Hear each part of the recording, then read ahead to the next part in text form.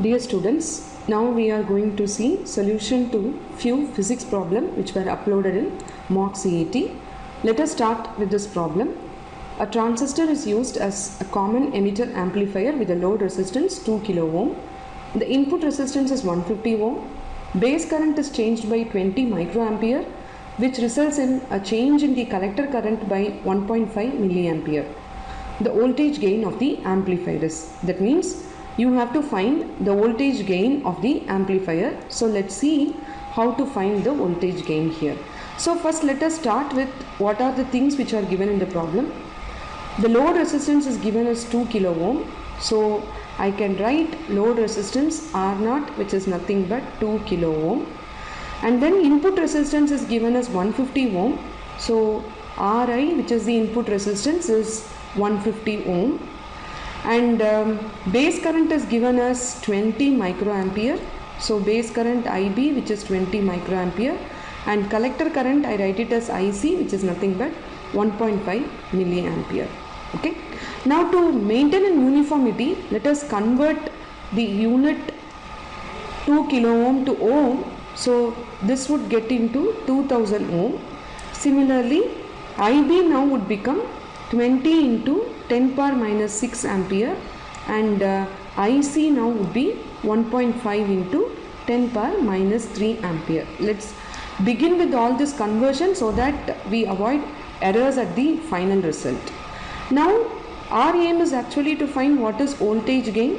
So we know the formula for finding voltage gain, which is nothing but output voltage upon input voltage.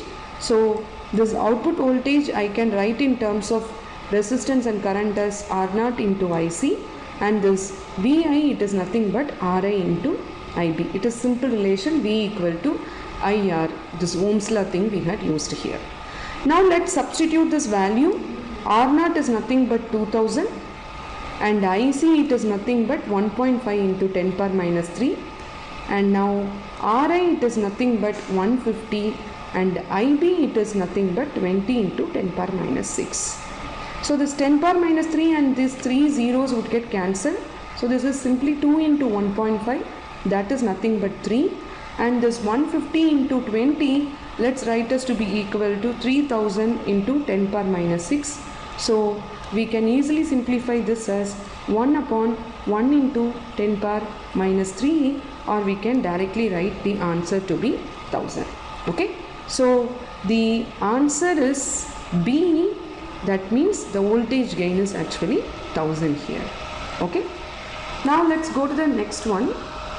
Two light waves of intensities I1 and I2 having same frequency pass through same medium at a time in same direction and interfere.